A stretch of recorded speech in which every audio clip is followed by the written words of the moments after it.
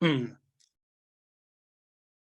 today Okay. we have the pleasure of talking with another archer about his fantastic journey, and I can see kind of his background. He's got a lot of mounts on the wall, so I bet he's got some exciting stories to tell us. Hi, my name is Roy Canterbury. I'm your host today on Archery Talk 101, and we have a special guest on the line here. Go ahead and introduce yourself and tell us a little something about yourself. All right. Well, my name's Cully Reding, AKA I just started a project that we're calling the bow hunting butcher. And one of the things that I like to say is I get to love my family by choice. I get to work in a passion that God gave me, which is cutting meat and wild game butchery, and I get to bow hunt by the grace of God. So that's kind of me. I love to cut meat. I love to bow hunt, and just have a good time with it. And I'm about to retire from my everyday job and just go into the bow hunting butcher full time. I got about 3 more years, so I got to build up a little bit of a clientele and get things going. So Yeah, it's build a clientele, because it's nice if you have somebody that knows how to butcher the deer or whatever other animal you have. And it's I always like to do it myself because then I know exactly what I have for cuts. But it took me a while to figure out how to do it, kind of those shortcuts and that's right. always nice when you get somebody that you trust that you get your meat back. And I've taken to some of the processing places, and you're not even sure you're getting your own meat back because they just bring you out a bag of meat. Absolutely. And they're just, I go in there and during rifle season, you see the deer hanging up in there, and some of the meat's green, and who knows what it's like. And are they cutting that green stuff out? Are they throwing it away? And are they mixing it in with everything else? And I just take it somebody Well, you can trust. one of my main goals is I actually want to go live at times, and I want to actually teach the process of processing deer, from start to finish. Everything from shooting them to gutting them, skinning them, and how to break down a carcass 100%. And then I also want to share some recipes with folks on how to cook it. I want to focus on center of the plate and try to incorporate some different things that make venison the best meat that you could possibly put on the center of the plate. Yeah. And one of the things that I see wrong with the hunting industry right now is it costs a lot of money to hunt. And whenever you have to take a deer to get it processed, and you're looking at anywhere from $200 to $600 to have a deer processed, and you can do it at home for $20. That makes a big difference, and that could get more people into the woods, and more bows in people's hands, and keep our sport going a little bit longer than maybe it will if we don't do anything. Yeah, your audio is breaking up a little bit. I don't know what's going on with it. Maybe you can see if you can.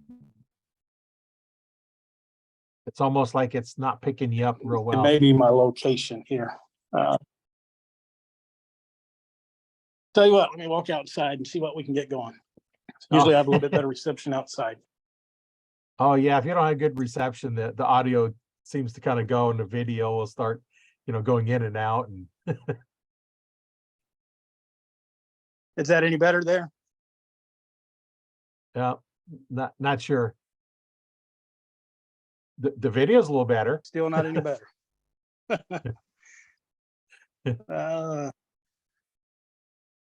It sounds like yeah, well, we'll try. But anyway, yeah, that's fixing meat. It took us a while to figure out, how to cook it, and what ways to cook it that was actually good. And you don't cook it like a regular steak because it's going to be tough and nasty, and you don't want all that fat in there. That's one for thing sure. you want to do. Get that fat out of there. I can tell the difference between ground that comes from a butcher and my ground. The ground from the butcher stinks and smells when you cook it. Mine doesn't, because I cut all the fat off. I cut all the tendons up, the all the membranes is all out of there. So it's, pretty much pure meat. And, there's a whole lot difference. And, people say, venison is gamey. Well, if you try and eat the fat, it's going to be. Right. Right. And that's one of the things I want to show people is venison doesn't have to be gamey. It doesn't have to have that wild taste. And it basically all begins from after the shot. You want to get them clean, and you want to get them cold as quick as you possibly can. Right. And then if you do that and take your time actually processing your meat, you will have a much better eating experience. So, that's part of my total mission is to teach people how to do this so they don't have to take it to a butcher. And like you were saying earlier, you never know what you're going to get back from some of the shops. One of the things that I'm going to do in my shop is I'm actually going to make videos of each individual deer while I cut it from start to finish, and share that with the customers as they come in. So that way they know 100% they're getting their animal back. Yeah. And now that is a good teaching tool. Right. That's, here's how to do it. And I've seen people take, when they get ready to gut the deer, they take that knife, they just jam it into the belly and just start slicing up and down. And it's like, okay, you got gut piles all over. And it's like, no. It's all over the meat and everything else, for sure. Oh yeah. We get, my brother started doing this like them. He takes and flays the skin back with a flay knife. He takes a flay knife as well as a hunting knife. And you go in there, you just cut through the skin and start cutting it all the way back. And now before you even break into the membrane, and then just barely go in and just slice the membrane so you don't cut anything in there. It's bad enough when you stick an arrow through it and cutting the stuff. Last thing to do is nick the bladder and have the bladder all over. So now you peed all over your mouth, or you're all over your meat. And now then the best cut of the meat is right there where you're going to contaminate it. Yes. And one of the tricks that we kind of come by accident one time is, the deer was kind of all covered with gunk. So we got back to guys hunting with house, and we just hosed it down to get all the gunk off the deer. And that hide peeled off so nice. Yes. Like, whoa. Okay. So we start hosing them down after that. Right. And it actually helps to keep hair off the meat, because the hair, once it becomes wet, it sticks to the hide a little bit better than it does dry. And you cut through dry hair, it falls all over the place. When you cut through wet hair, it kind of sticks to where it's supposed to stick. Yeah. And that too, when you get ready to cut the hide off, you want to go in and just poke a hole and go underneath the hide. The zippers are nice because they cut from underneath, and cutting all those hairs and little tricks that you learn after years of, okay, I got hair all over this meat. How am I going to get all this off? And so then you figure out a little bit better how to do it. And I debone everything, separate the muscle groups out, pull as much tendon off as I can. And, I've gotten some of the mixes and made different recipes and stuff. I made pepperoni sticks one time, and I didn't put them in the skins. I just had the shooter, just stuck them out on a plastic paper and then stuck them in the freezer and froze them. And then from there, I could stick them in a deep freeze and they're froze. And, they're not all sticking together as long as you don't put it in a regular refrigerator freezer. You'll be all right. For sure. So let's talk a little archery. Yeah. It's how did you get started in archery? Well, I was a little late in life getting started. I didn't start until I was 16 years old. It was kind of a funny story. My dad and we were in town, and my dad always worked on leather. And we went to a man's leather shop, and he just happened to be a bow dealer. And my uncle, who is probably the best bow hunter that I know, was always a bow hunter, and I wanted to get into it. And we were in there, and I was looking at the bows, and my birthday was coming up, and my dad said, "You want one of those?" And I said, "Yeah." And he said, "I'll tell you what." He said, "If you can take that bow and hit a bullseye your very first shot, I'll buy you a bow for your birthday." Well, I had no idea what I was doing, and this was over, but I'm gonna give it a try. And the guy fixed it up for me, and I drew, and he kind of walked me through a few little pointers and whatnot. And I'll be dang if I didn't hit the bullseye. And he was stuck to it then. I made him buy me a bow after that. Yeah. And I fell in love with it, man. I got into it. I had a rough go as a bow hunter starting out. You know, I went for several years without killing a deer with a bow. I would typically shoot over their back. It took me a little while to learn that they're gonna jump the string a little bit, especially back in the 80s when bows had a pretty good twang to them, and Yeah. and they were nowhere near as fast as what they are now. But finally, you know, I got it done and I fell in love with it, and I haven't touched a rifle to hunt with in over 25 years. Yeah, it's one of the best things in my life. Love it. I just absolutely love getting out there and hunting with a bow and traveling. I don't travel too much out of the state of Texas, but I do travel all over the state and hunt rams. Some of the Texas Ram Slam, according to the oh man, records of exotics. Almost forgot what I was going to say there. And then I don't know if whenever I was in the house, I shot the biggest archery kill axis deer in 2017, and shot it with a bow. That was a fantastic hunt for me. Took me 9 weeks to kill that critter, but it was worth Dedication.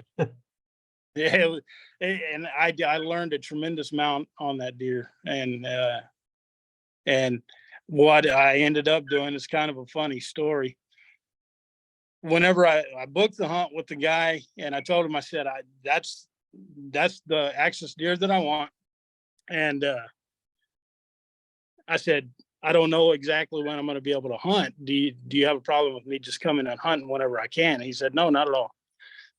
So I've moved pop-ups around all over his property, trying to get on him. And every evening when I would pull up, he was standing next to a great big water cistern that was empty. It was an empty water cistern, rock. And I asked him, I said, would you mind if I brought a rock saw out here and cut a hole in that cistern?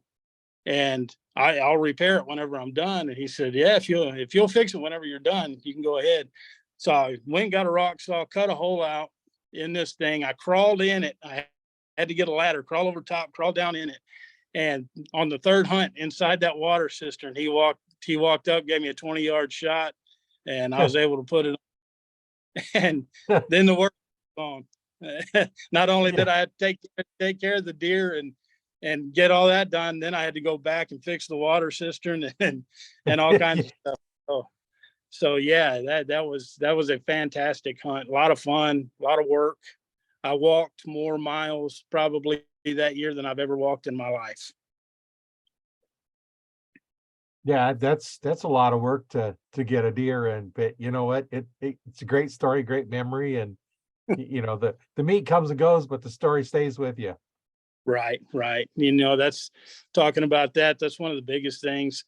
I'll be sitting in the game room at night, and my wife will ask me, I'll just kind of be gazing around at the mounts on the wall, and she'll ask me, what are you doing? And I can remember every detail of every hunt that I've ever harvested a deer on. And I sometimes I just sit there and relive every single hunt that I've ever been on, and every single shot, and whether they were great shots or whether they were horrible shots, you know. Yeah, we all remember the good ones and the bad ones. Right. And I don't know, it's something that everybody needs to experience, I think, you know. Yeah, there's so many stories out there, and that's what I like about talking to, you know, all the archers, you know, from all over the world, you know, about their adventures and the stories, and I always learn something on every episode. You know, somebody's always got something that I didn't remember or didn't realize, and you know, and I hope that, you know, whoever I'm talking to learns something as well. And you know, it depends on what we get into. You know, there's all kinds of things we get into, and you know, my listeners, they know we talk about all kinds of subjects, And, Right. it's, yeah, and that's it. It's not, there's not really a fixed format. We start archery and, we get into whatever we need to. And, the one thing that a lot of archers, they might get the deer, but what do I do once I kill it? Right. That's kind of the thing that, a lot of them don't know. And if you don't take care of it right, like you mentioned earlier, get it cold as quick as you can. Right. And, you know, Get it cold. get it But cold, get it gutted. And yeah, for sure. And I alluded to it a little bit earlier. Archery, bow hunting and archery both can be very expensive, but it doesn't necessarily have to be, no, Um, and I talk to people all the time. I had a good friend of mine. His son was wanting to get into archery, and I don't know if I should give this plug or not, but he called me one day and he said, "Look," he said, "I don't want to spend a ton of money." And I said, "Well, let's look for you a used bow." And he said, "Well, we're kind of impatient." And I said, "You know what?" I said, "Over at Academy, I saw that they had a bow, a youth bow, a beginner's bow, and I think it was $100. And why don't we go over there and look at it?" And we went over there. He bought the bow. The kid can shoot a bow like no one I've ever seen before that just started out. I mean, within 15 minutes, we had him driving tacks, oh, and he fell in love with archery. He hasn't bow hunted yet. I don't know why. Every time I try to get him to come out here and go bow hunting with me, he's a football player now, and so I'm sure his football schedule keeps him from being able to come out and bow hunt with me and all that stuff. Eventually, I'll get him out, but $100 bill, and I think he spent 20 something dollars on some arrows, and we had him ready to go. And I'm not one of the big guys that has to go spend $10,000 on a deer stand. I'll take some old plywood and I'll nail it up to some trees if I need to, or brush in a blind somehow. And you can be successful if you're willing to put the amount of effort in that needs to be put right. in. And sometimes some guys go out and they pop up in 15 minutes and they call it done. And whenever I go to put up a blind, I got to plan a whole weekend just to put up one deer stand. And trying to get people to understand that, and understand that they don't have to spend a tremendous amount of money to go bow hunting and enjoy the things that we enjoy. That's something that I think that we as archers and we as bow hunters need to do. Yeah, you don't need to spend a lot of money on tree stands. Ladder stand is nice and easy, but not a little more heavy, weight as far as carrying them in. But you can use the hang on, put the screw in steps or the strap on steps and get in there. And as long as you know how to safely put it up and get in and out of it, have your safety harness on, and you don't need to spend a lot of money. And my hunting bow is a 2001 PSE. Right. My other target bow is a 2003 PSE. And when I was working at Cabela's, I managed to get one of their return bows. I think it's probably about 6 years old now, but I had to do some work on it because it had some problems because it was returned, needed string and other things, and hadn't even put a rest on it yet. But I hunt with it's a 22-year-old bow. Right. Right. I can tell you, I trade bows about every 10 years. Right now I'm shooting a Hoyt RX3. Went into the archery shop. I fell in love with that bow. It just felt so good in my hands. I had to get it. And then now I kick myself in the butt because I went and bought my daughter. My daughter is into bow hunting. She absolutely loves it. She's probably a better bow hunter than I am, but she wanted to upgrade her bow. So we went and got her a Hoyt Torex for half the price. And I shoot that Torex better than I shoot my $2,000 Hoyt RX3. And it's the craziest thing, and it, again, like I said, you don't have to break the bank to be able to do this. You don't have to break the bank to be able to get into this thing that all of us love. Hopefully everybody that's watching this is either interested in it or already is in love with it, and this is what drives them to go through their years. Yeah, I know when I have my store, I would somebody come in looking to get a bow, I'd put them into the Nova bow, the PSE Nova, because I was a PSE dealer. And that one I had them set up so they had to get nothing except something to shoot at.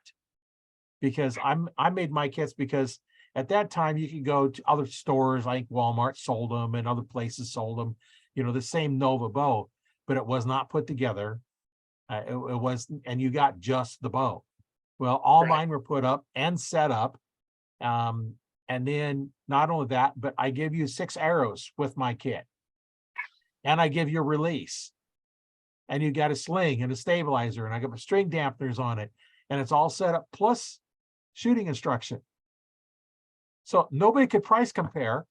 because yeah, you might save $40 or $50 on the bow, but you bring it in, I'm going to charge you $40 to set it up Yeah. at that time. So I even had one guy decide to return it because he's asked, call me up and says, hey, you think I put them on? I said, you can mount them on. They're not going to be right. You don't Right. know how to set them up. I'll charge you $40 to set them up correctly. And if you want shooting instruction, that's $100 an hour. That's all included with my bow. So I'm going to take it back. I'm going to buy it for you. you know, so the extra stuff that you give with them, and you don't have to spend on, and those were like $350 bows, Right. everything. You Right. didn't have a case. I didn't carry cases because Walmart sold them for $5 more than I could buy them for. So I couldn't match their price, but if high ends I do. But you just need a case, and those are like $20 at the time. For So for sure. under $400, of course, this was 20 years ago. You got everything you needed to hunt, Right. And except broadheads. I think about that all the time. I shot a PSE. My very first bow was a PSE. I can't even remember if it was a fire or something or a Oh, the storm, something. Fireflight? Yes, that was Fireflight? it. And that was my very first bow. And like I said, you shot it and almost sounded like you were playing the guitar. Um, and I don't even know if it broke 200 feet per second, but once I started killing deer with it, it was a bow that killed deer. And Right. and you think about it now, my dad paid, I want to say he paid $350 for that bow. Yeah, I got it for my 16th birthday. I opted a new bow over a hand-me-down truck, so I got the hand-me-down truck and a new bow. Um, Yeah, but that's a fair trade. right, I'd take it today still. But like I mentioned before, it was the effort that I put into it and the effort of actually learning how to bow hunt, learning where shot placement was, where to aim, learning how to be quiet. For one thing, Right. because back I wouldn't even hardly dream of taking over a 15-yard shot back then. Now I don't even like to take a 20-yard shot, but or anything beyond 20 yards, I should say, not a 20-yard shot. But and hunting back then made me a better hunter today, obviously, because we did Right. have to right and you know it's just a big part of who I am, and like I said, I got to hunt with my uncle, and he helped me set everything up. He helped me learn how to shoot a bow, and he well, I can tell you, this year he's got some pictures of 170-inch deer. It's going to be his first true Boone and Crockett deer that he takes with a bow this year. He's 64 years old, but he has. I'm going to say he's got 25 deer that are Pope and Young class deer, and I learned a tremendous amount from him as we were coming up. We hunted together, and he was a part of every deer that I killed, and I couldn't have done it without him.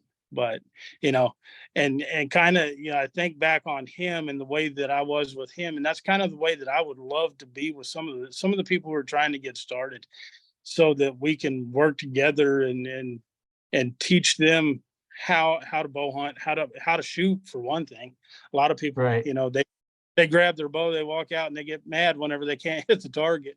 And there's so many things that they do wrong. You see them with a death grip on their bow hand, and and they'll anchor by their eye one time and by their ear the next time and on their chin the third time, and they wonder why they can't hit a target.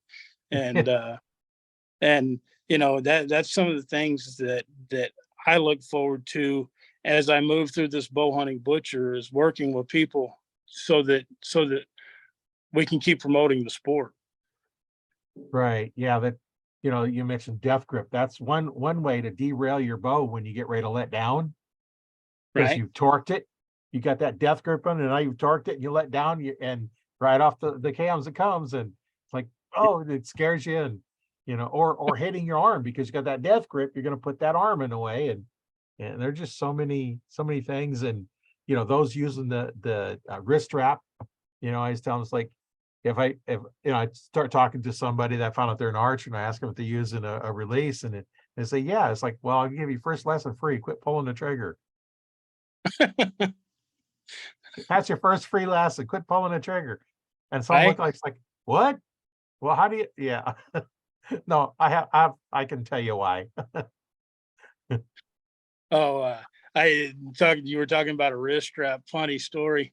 I was in an archery shop one day, and I was looking at some bows, and there was a new flagship bow that was out.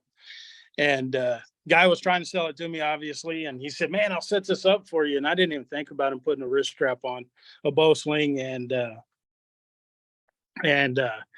anyway, I drew that bow back, and I released. And whenever I released, I wasn't thinking about not having a bow sling on. I don't grip my bow at all. Usually I don't even put my fingers around it.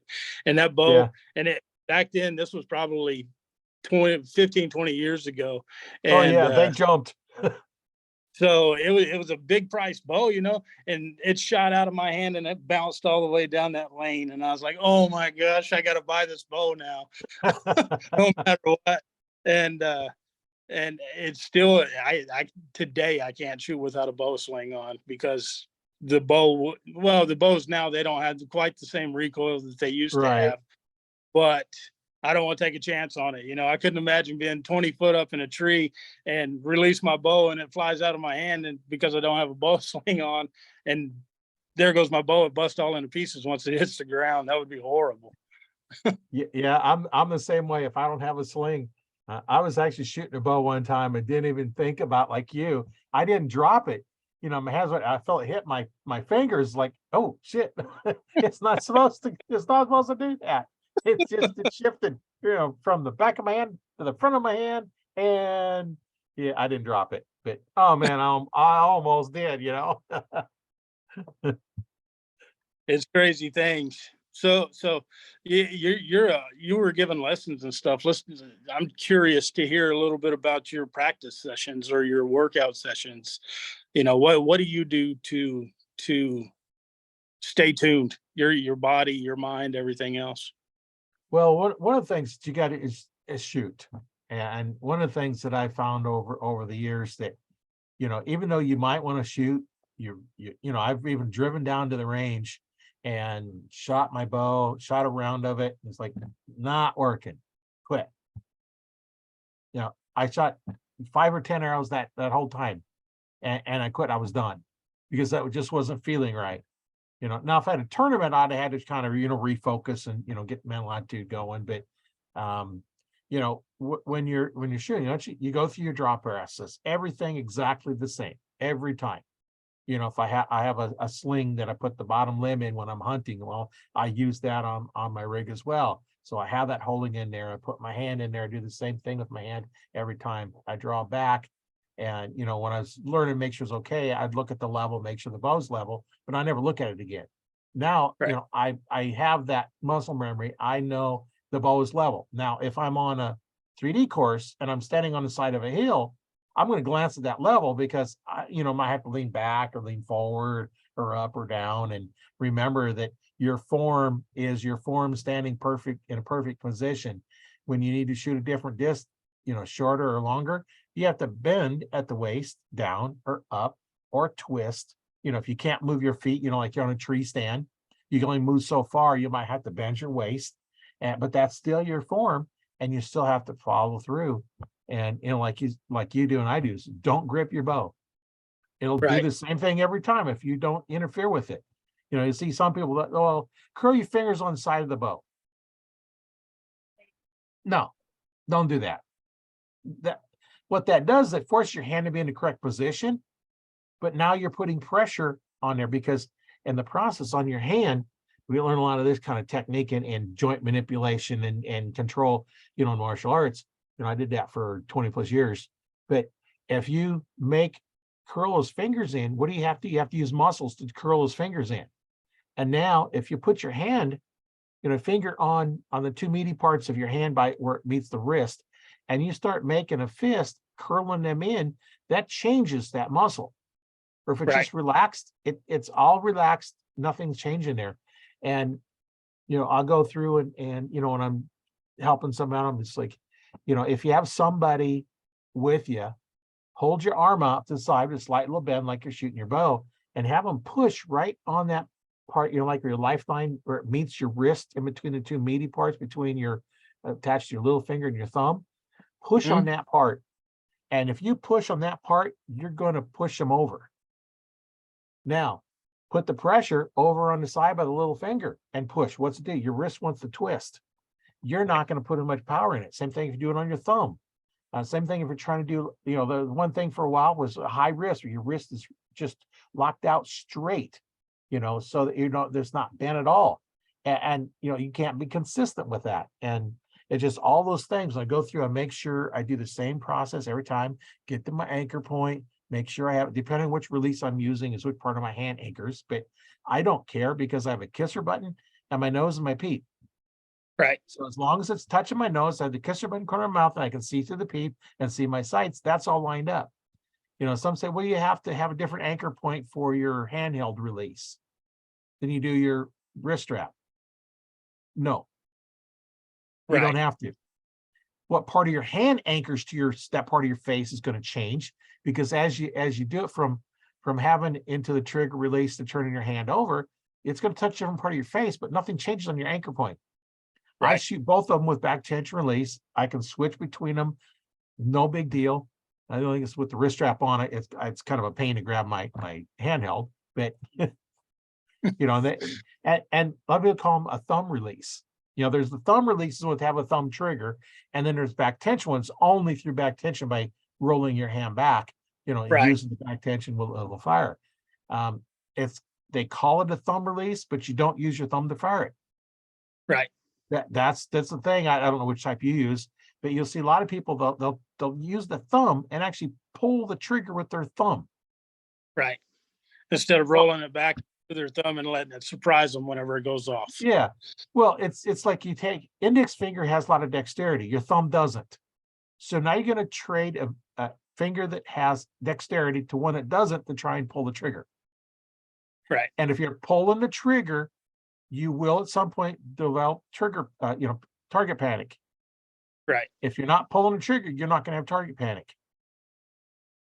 That's just fun. If you got target panic, quit pulling the trigger, because it'll stop, because you're going through that process of firing. And what happens on a target panic is you're looking at the pins.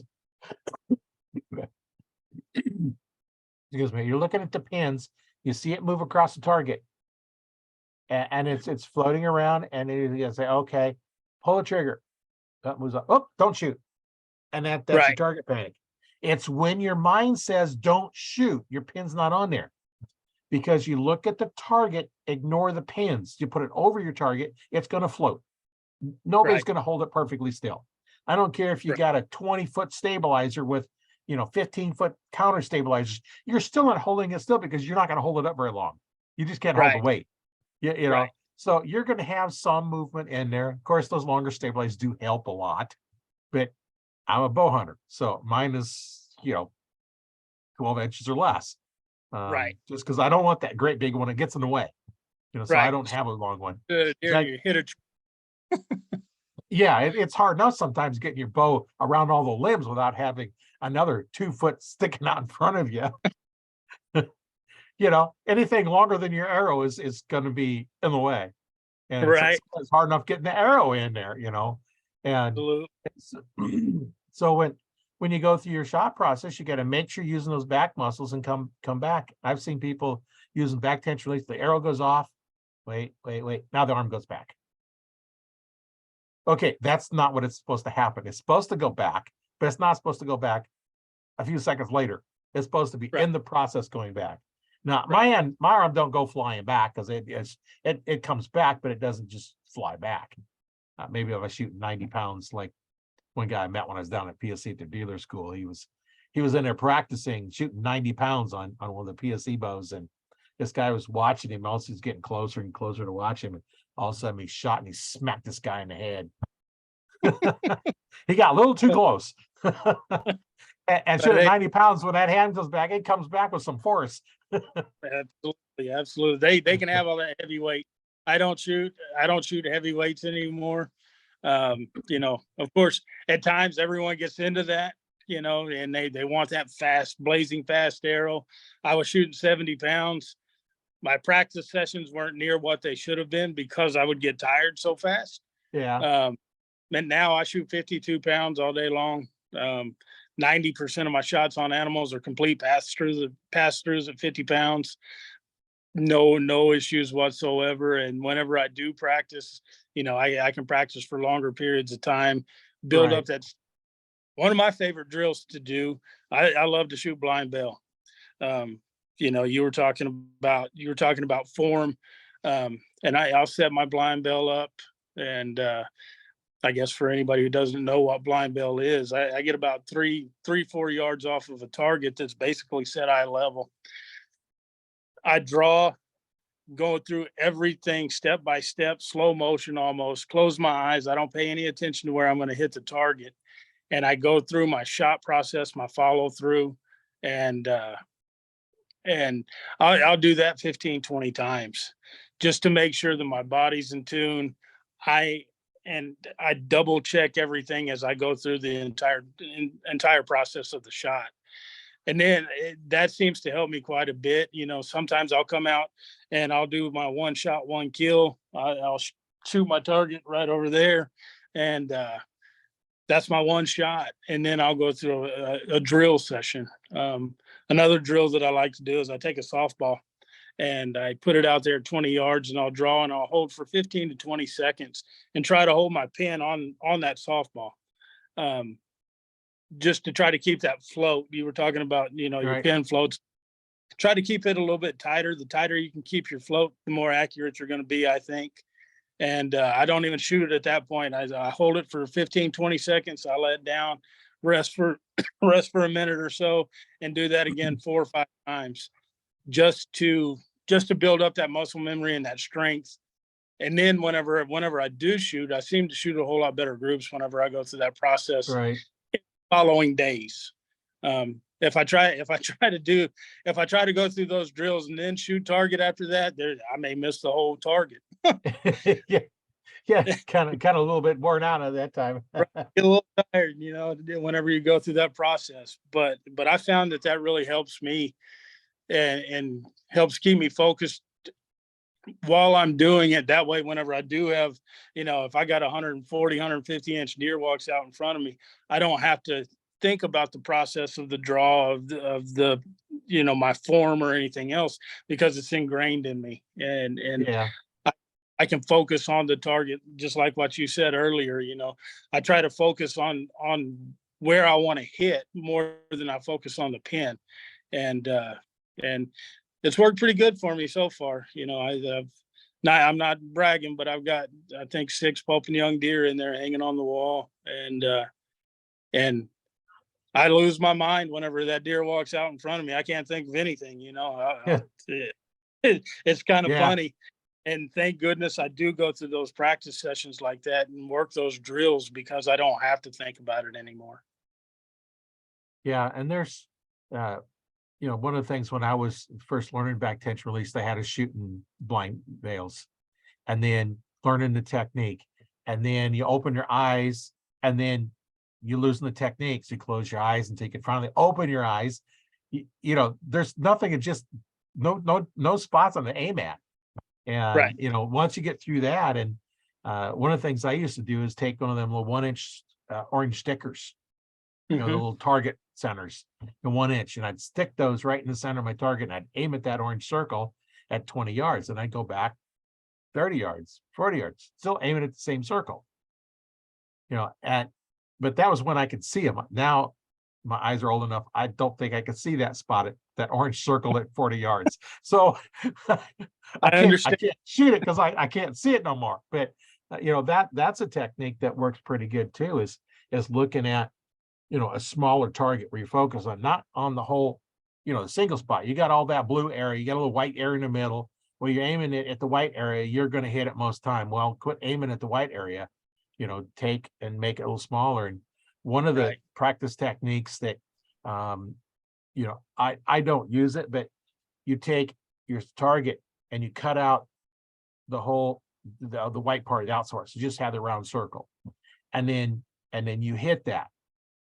And then you take your 5 shots, you cut off one of the outer rings. Take your 5 shots and you get smaller and smaller. So all you have is the X ring. And if you miss, you have to go back and start all over again. Right. So now that it just forces you to, okay, I can hit it. And one of the things I used to do with some people, I'd get them set up, and it's like, I just can't group or nothing. I'd take a 1 inch horizontal black line. I'd put on the target horizontally. Just a 1 inch black line. And I say, okay, shoot that line. I don't care where the line is you hit it. I want you to shoot that black line. And you know what? Most of the time, they're going to hit that black line because your mind will let you float sideways. And then I'll turn it so it's vertical instead of horizontal. Well, let's shoot that line. And they're hitting that line. It's like, okay, you can hit a 1 inch wide horizontal line. You can hit a 1 inch wide vertical line. You can hit a 1 inch circle every time. Right. That trains them into thinking, it's like, oh yeah, I can, and then you can make a little crosshair if you want. And so, okay, shoot the center of it. And so you go from there. And, that's some of the things that, you can use for practice techniques to get you going. It's also kind of a good way to, make sure your bow is set up, because if your elevation is off, your horizontal will tell you. If your windage is off, the vertical line will tell you. One of the things that you can do, if you're canting your bow a little bit, take that spot, shoot at your 20, 30, 40, 50 yard pins. That line of arrows should go straight up. Right. If they don't go straight up, that means you're canting your bow, or your sight itself, the third axis is off. So it's actually cocked a little bit of an angle. Most of your bows nowadays are going to be, and unless you get a really cheap sight, the sights are going to be machined fairly well. So that the tolerances, so they're going to be straight. So you don't have to worry about that on most of your equipment. So that's something that you can do to check, see how it's doing. Oh, for sure. And I've done that a couple of times for the mental aspects of it. Whenever you start missing that dot that's on your target at 20 yards and you put that tape up there, it kind of forces your brain to go back. Right. The simplicity, I don't want to say the simplicity of it. I really don't know what the word is that I'm looking for, but it forces your brain to go back to where it should be. Yeah, you can refocus on it.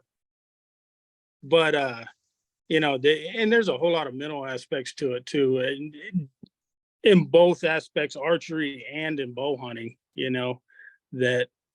that I'm not the best at practicing. Sometimes, you get in a hurry, life happens, and you're like, I got to go practice, and you run outside and you grab your bow and you shoot 3 arrows and you're like, okay, I'm done for the day. Yeah. And it's getting dark. So you kind of rush through some things every once in a while. And that's typically when, me personally, I have to go back to the things that I have to work on mentally to get back. And right now is key time. Our season opens up here in Texas September 30th, and today's the 12th. Today's my birthday, by the way. Happy birthday. Well, thank you. We may have to do some of this interview on the road. I'm supposed to meet my wife here in a little bit to go out and eat, but I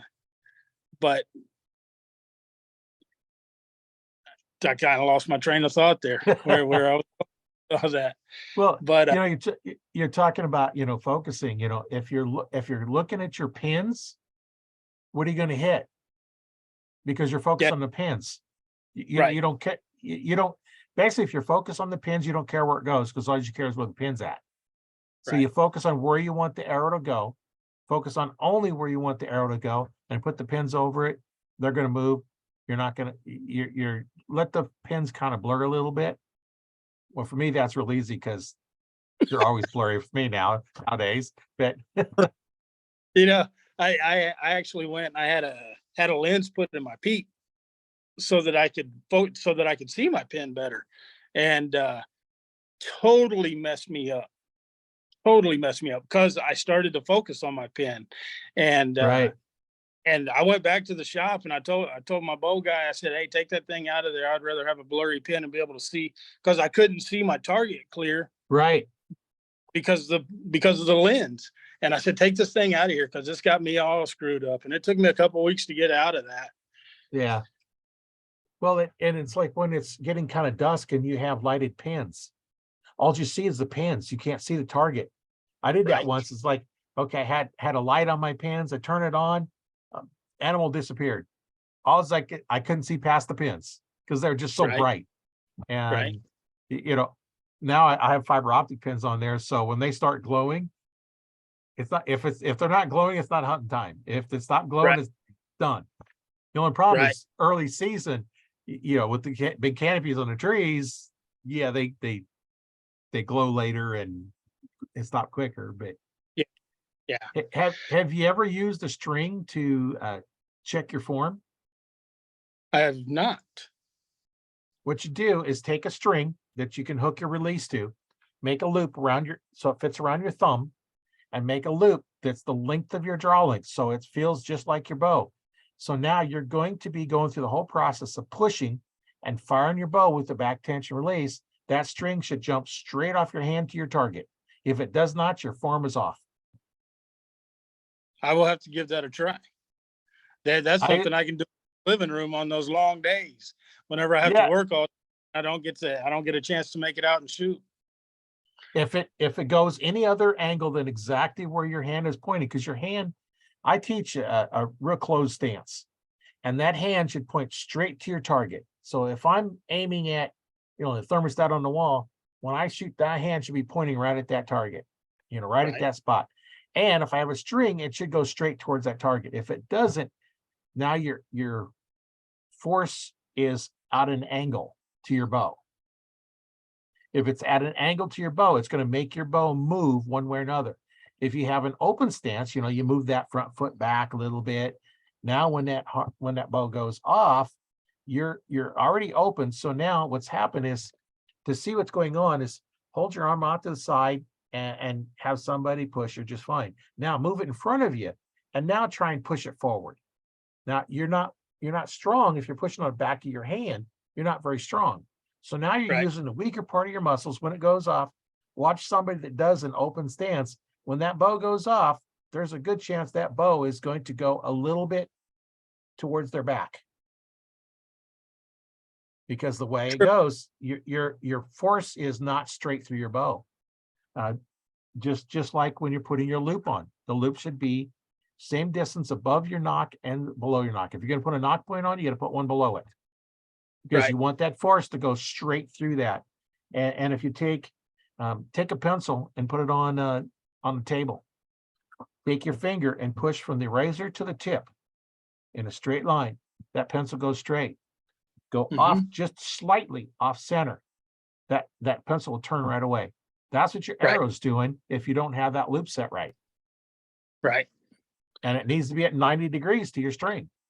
Yes, yes. And you know, I think there are a lot of people, myself included, in the past, whenever bow season sneaks up on you, and you grab your bow and you sneak out there, and you don't take the time to take it and get it tuned. You don't take the time to get it checked.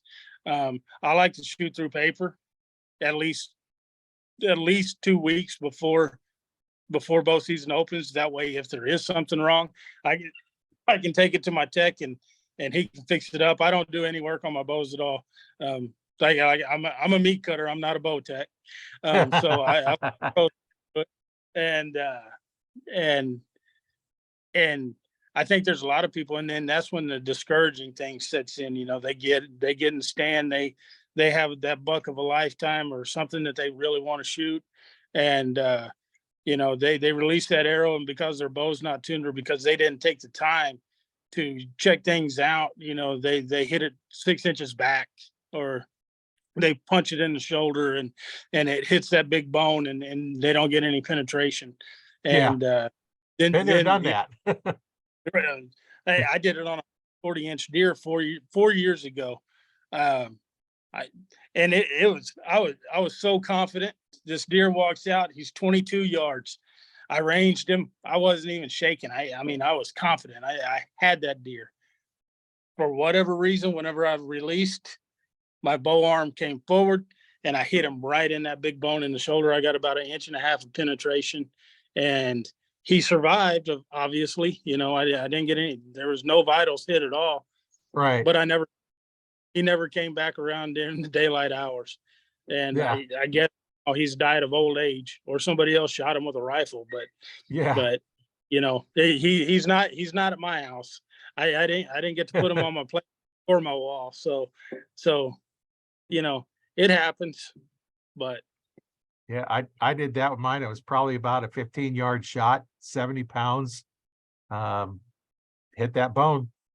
We spent 3 hours walking through there, and the one deer got up, run off, and no blood trail, no nothing. And it's the only thing I could have figured, because I go through shoulder blade all the time.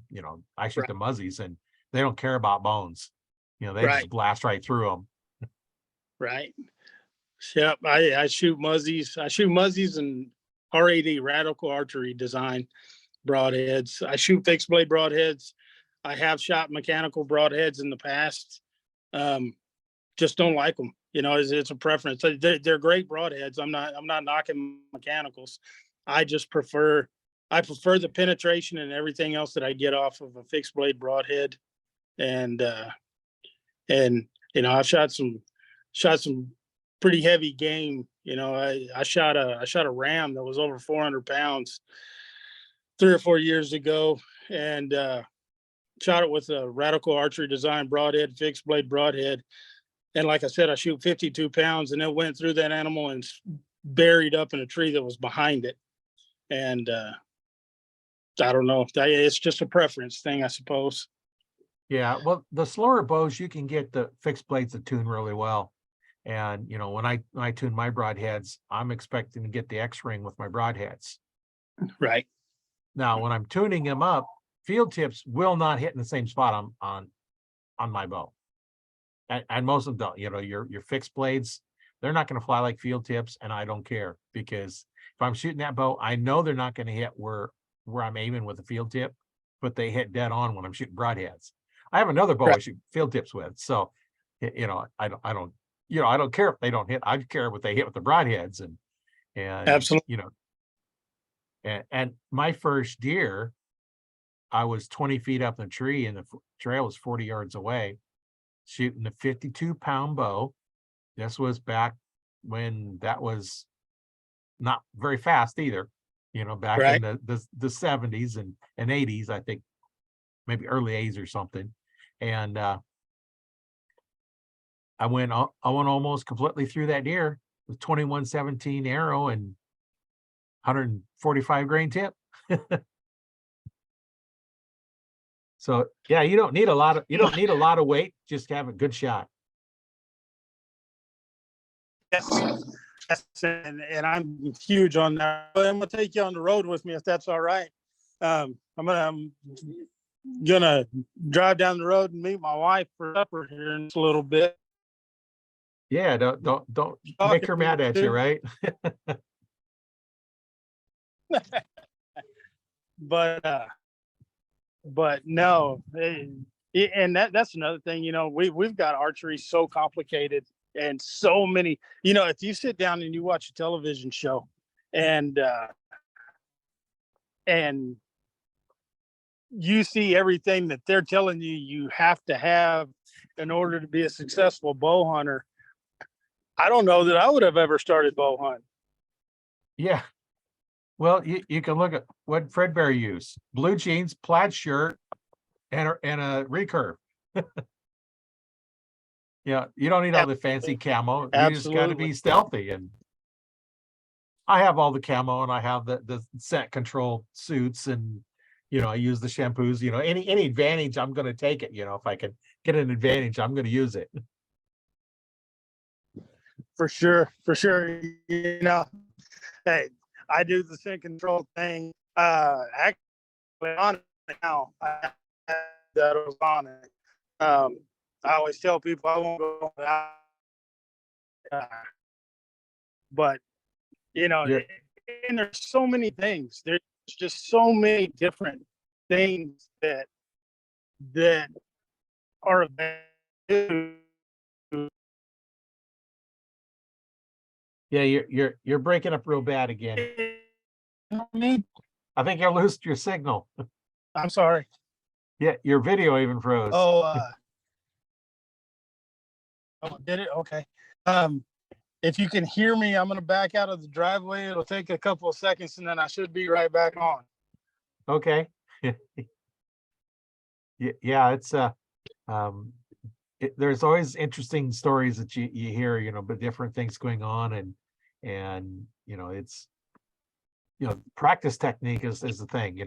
I've seen people's post on some sites. It's like, hey, how's my shooting? And the answer would be, well, practice more.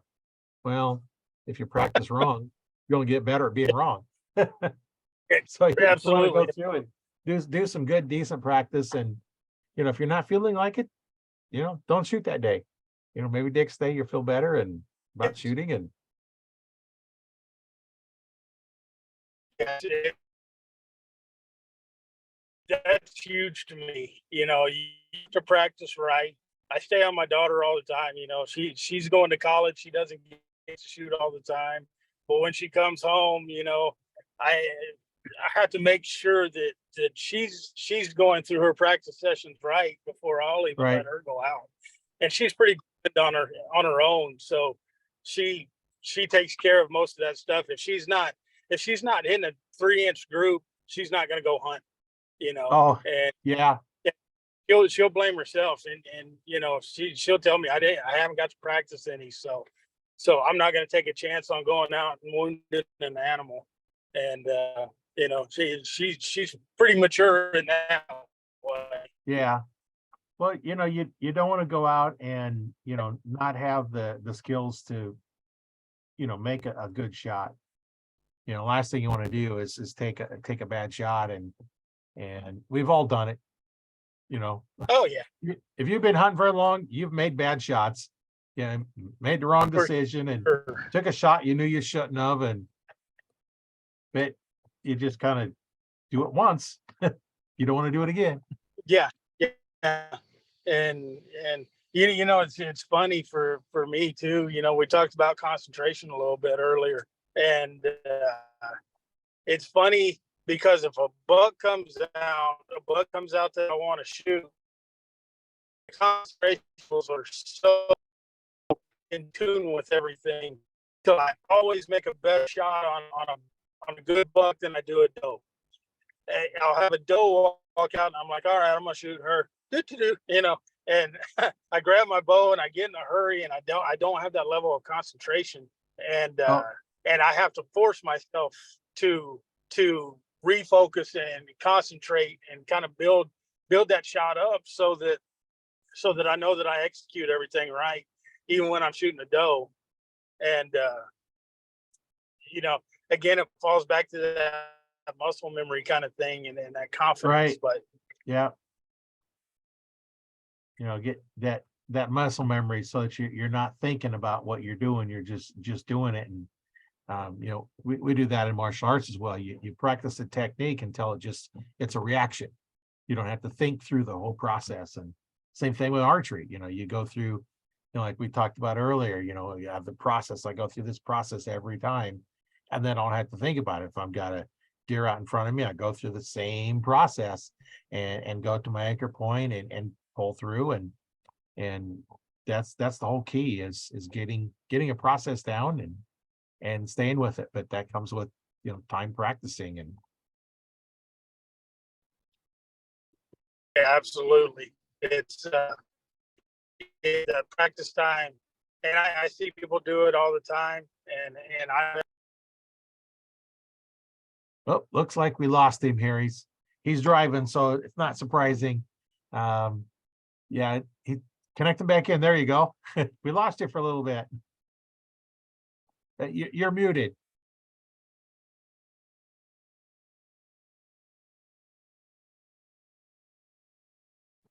how about now? Yeah, now we can hear you. Okay. Yeah, I got on the road. I have to go over a couple of hills where the reception is not so great. I should be golden from now on, though. Oh, okay.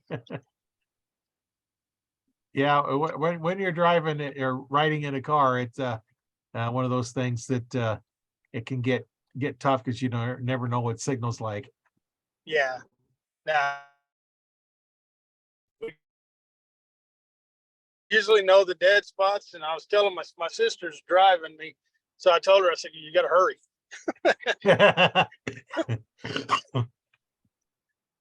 So, but yeah, that what I was saying is the people, and myself included at times in the past, that don't shoot throughout the entire year. They grab their bow a couple of weeks before deer season, and they go out and they fling 5 arrows a day, or even worse, they try to shoot 100 arrows a day, and Oh they get yeah. tired, they get fatigued, and they think that they're doing themselves or the animals that they're in pursuit of justice, and it just doesn't do any good. One of the guys that I work with, he works on my bow, and he's told me before, it's better to shoot 1 arrow a day for 100 days than it is to shoot 100 arrows in one day. And Oh that's an yeah. absolute truth right there. Well, you take that one arrow when that deer comes by. How many shots do you get? One. You get one unless you're lucky. And I have gotten a couple off, but it's because I shot them with the first one and they turned around and one of the ways to stop and turned. Sometimes they'll get a second one off. But Right. generally you get one shot, make your one shot count. If you're going to practice, you don't have a lot of time, grab your bow, like you said. That one shot is what counts. You get one shot and you're focused on, you got to hit that X. One shot. If you don't hit it, well, you got to wait till tomorrow to try and hit it again. Right. You don't want to do that, all the time, because you do need some practice in there to develop your technique and your skill and everything else. But that first shot has to count for everything. That's the money shot. Yeah. And hey, we were talking about that earlier. Sometimes whenever I do my blind bell sessions, I'll shoot that one shot, see where I'm at, and then I'll work through blind bell or work through hold the pin. That's what I always call it. I'm trying to hold the pin in that smaller area. Yeah. But it is that one shot, because that's what you get.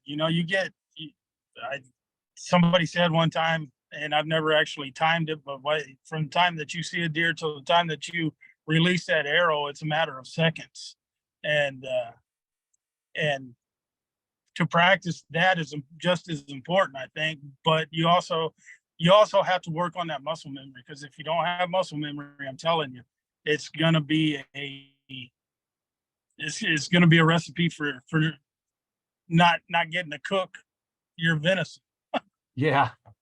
Well, and the kind of difference between the amateur and the professional, the amateur practices until they can get it right. The professional practices until they can't get it wrong. Right. So Right. they've done it so much that it's just ingrained into them, and do the same thing in all sports are the same way. The more you do it, the better you get. It's like the first time you shot a bow, how good were you as opposed to now, Right, for sure. And I don't know, try to get people to understand that, and to work through everything is sometimes it's pretty difficult. Sometimes it's hard to do. Yeah. Until they go out and they gut shoot that deer, and they have an 8-mile track job to try to get a follow-up shot on a deer that they wounded. You Yeah. know, then maybe they'll change their mindset a little bit, get their bow out a little bit earlier than 2 weeks before season starts. Yeah, we used to get a lot of that, a couple weeks before everybody's bringing their bow into the shop, and they need arrows, they need new strings, they need all kinds of stuff, and last minute. And I was talking to one guy, and he says, yeah, their shop rates increase the closer you get to hunting season. Yeah. They might charge, like say $20 an hour during the summer. It gets, a month before it might be 30, a couple weeks before it might be 40, the week before it might be 50 or $60 an hour. It's like, don't wait. And it's like, when I thought about it, it's like, that makes sense. If they understand that the closer you wait to hunting season, it's going to cost you more. And you know Right. what? I might be too busy to get to it today. Yeah. Because if I have bows ahead of you, I'm working on them first. I'm not going to stop and take yours. Right. I'm not stopping what I'm doing just for you. So Right. yeah, for sure. And I see it here. I could walk into the bow shop that I frequent here right now, and they will probably be out of new bows. There probably won't be one left on the shelf. We're 2 weeks out from deer season, and I always wonder, if and there's guys out there, you said you shoot old bows. I shoot 10-year-old, 20-year-old bows, but there's guys out there who change every year. But what is the actual percentage of that? And how many people are actually walking in, buying their first bow ever 2 weeks before deer season starts, then going out and thinking that they should be successful? Right. And what kind of taste does that give them for bow hunting when they go out and they're not successful?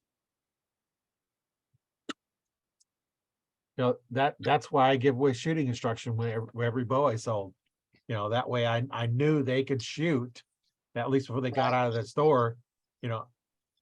They're going to get, half hour, whatever it takes to get them going. And that way I know that at least they have the skills that they can learn. And at least they're within the ball field. And, I've taken people with 6-inch groups and, spent less than an hour, and now they got, 2-3-inch groups or 1-inch groups. And that's what you do. You teach them to shoot better than you can. That's my whole goal is my students, I want them to be able to outshoot me. Now, as older I get, the harder it's me see. Yeah, it gets easier and easier to do, but I don't take those 100-yard shots. I can't see the targets. Right. So do you primarily shoot compound, or do you shoot recurve or any traditional bows? Mostly compound. When I go out bow fishing, I use my recurve. It's for me, it's a different mental aspect. A recurve, I see the target, I look at the target, I draw back, get the anchor point, and follow through. A compound, I look for the pins, the anchor point. It takes me too long. I can't shoot quickly with a compound bow because it's a different weapon, and my mind is different. Right. The way I pick it up, just like if I pick up a handgun or a rifle or a crossbow, or throwing a ball, it's all different sports. You do them differently, but that's just me. Some people can do it. I started out in the 60s shooting recurve, instinctively shooting recurve, and you know what? If I wanted to, I could probably learn, but I don't want to. I am actually thinking about, I've always shot compound bows, even when I go bow fishing, they're all compound bows, but what you're saying makes sense because I'm a horrible bow fisherman, but it's the most fun that I ever have. I never hit any fish, but it's a blast trying to. But that makes a whole lot of sense because it changes your mindset from a compound bow where I take the time to aim. With traditional archery, you don't necessarily have that. You don't get to aim, and maybe it would in tune me more with some of my instinctive shooting. Right. You don't have time to aim when you're shooting at a fish that's there and gone. Where right. If you're shooting target, there's multiple methods of shooting targets. You can shoot, instinctively. You can gap shoot. You can string lock, and the first time I string locker, it's like, what? I'm thinking Skinwalker Ranch, I'm thinking, what's a skinwalker? What's a string walker? Right. I'm thinking something else. And so finally, I actually interviewed a guy that does it, and it's like, he explained it a little bit better, and I'd seen a guy doing it, and it makes a lot of sense. But now you're judging how far down on the string, how far up, if you're up a certain distance, you're down, and then as you move your hand up, it brings it up, and Right. and some use the tip, and there's all kinds of different methods in it. And I figure if I'm going to reference off the tip of the arrow, which is not going to be a consistent spot, I'm just going to put sights on it. Right. Right. Yeah, But now, so if you were to rank your fun scale, so to speak, between bow fishing or bow hunting, which one would you pick? Oh, I think I'd probably take bow hunting. Really? Just, I do it much more, and I don't get out bow fishing that often, but it is a lot of fun doing it. Get the recurve out and fling at the fish. I remember one time I was going out, I was shooting at the carp, missing every one of them. A gar comes swimming by, which is about 1-inch diameter, and I hit it. Like, I'm missing these big fish, and I hit this little bitty one. Right, little bit skinny fish swimming across the water. Yeah, hey, I'm right there with you. I've shot the big shad, and I shoot 2 or 3 of them in a row, and then a 20-pound buffalo come across, and I shoot a foot over his back, and I don't understand why. Yeah, you never know. It's just I don't do bow fishing enough to get any better at it, because I just don't. That I've been out a few times, but Right. The main reason I go is it's fun. There's Yeah. no pressure. It's you get out there and you get to cut up with a bunch of guys. You don't have to be quiet, be still, and the atmosphere is usually pretty good. And Yeah. I don't know. I have so much fun when I go bow fishing, and it gets me outside better than sitting on the couch watching TV. You can only watch so much Matlock. Watch my luck. Well, I don't know if you guys probably don't have the Asian carp down there. We've got them up here where you're going by and they start jumping in your boat and everything else, and that would be kind of fun to shoot. I've seen guys go out with shotguns and like, okay, pull, just shooting them. We actually had a buddy of mine. We actually had a trip booked to go Asian carp bow fishing. Now I want to say it was probably 3 years ago, and then it was right around COVID. So when COVID hit, we had to cancel. Yeah, that kind of But messed up a lot of people's that plans. I want to do. Yeah, I think that would be kind of fun too. I know. I know so many people that had to cancel trips to Africa and New Zealand because of COVID, and it's coming back now. We're starting to get things back leveled out, and I think we got another round of COVID that's supposed to be coming around. I hope not, but we'll see. We'll see what happens. Well, guess what's coming up? Elections. Yes. Yeah. Right. So Don't you get political? You that mail-in ballots so they can stuff them. hopefully it doesn't come to that again, but we'll just kind of have to see, try Yeah. to. I think most people would just say, you know what? Too bad. I'm not going to comply with it right now.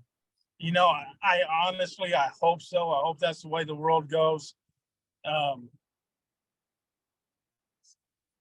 It's so hard to tell. You talk to different people, and some of them are going to mask up no matter what. And there's other ones that are dead set against it. And then you got those like me.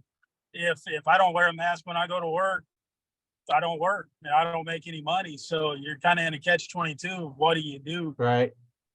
And I don't know. Cutting up deer, I don't have to wear a mask. So hopefully I can get to that point before sooner than later. Yeah. Well, I've retired, so I'm working now. So if they do that, it's like, okay, I'm only working because I want to. I don't have to work. So bye. When Right. that goes away, I'll come back.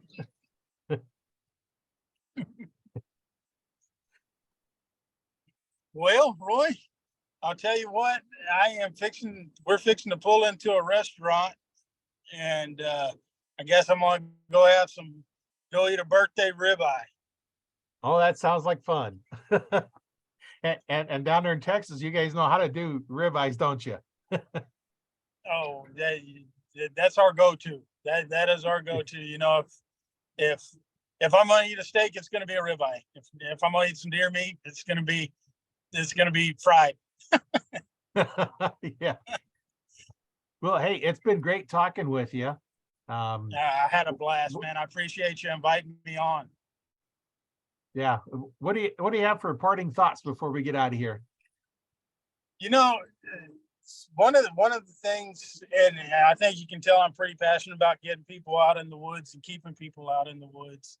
And how do we do that? And I hate to say it. We kind of talked a little bit about the world. In our world now, we don't have as many father figures in the homes, and one of the things that I think that is instrumental for us to do is to get more and more women involved in the outdoors and in the shooting and into the hunting aspect of everything, because they're the ones that are raising up the kids now. And Yeah. I think the more women that we have in the outdoors, the better off we're going to be in the future. And even if it's up to us as some of the men in the industry to get out and spend time with those kids, spend as much time with them as you can, and get them out there, even if it's with a BB gun chasing sparrows around, or trying to shoot a rabbit with a pellet gun, or a bow, or whatever it is. Let's do everything that we can to keep kids in the outdoors and get them off the games and out of the living rooms and off the couches, and really start promoting it to kids again, like it was to us when we were growing Yeah. up. Yeah, that's the thing. You just got to get out there. And I know Nebraska has what they call the Women in the Outdoors. It's a whole weekend, just for women, teaching them archery, shooting guns, shooting shotguns, kayaking. I don't know what all they do. I go in and help them out on the archery part of it, but that's just all ladies out there learning it and stuff, being outside, and we in the archery part, we've had ladies there from 16, 17 to over 70, shooting bows Right. there. So all ages and all skills, and they teach an open stance, because if you do a close lens like I teach and you do it wrong, you will hit your arm. Right. That's the only disadvantage. The way I teach it is, if you hit your arm, you're doing it wrong. So you're going to learn quick. So you don't do that with beginners that just there for, you have them for maybe 45 minutes to an hour. And then, Right. so you don't have time to get real detailed with them. Right. Once in a while, somebody have their own equipment, and then we'll work a little bit more with them, but there's always 2 or 3 of us there. So, and it's not normally a very big crowd, but that's fun. And Well, and being outside, and more than likely everyone that's watching this knows this is fun. It's fun to get out there, and it's fun to match wits with animals, and it's fun to hone your skills in so that you can hit that X every time. And there's not enough of the youth that's coming up that ever gets the chance to experience it, for whatever reason, whatever's happening in the world. It's just, I don't know. It's sad.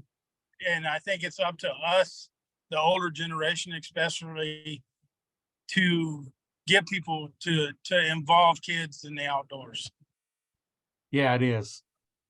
And it gets us out there as well. Right. For Yeah. sure. The more time I spend out there, the happier I am. Matter my wife is, but the happier I am. So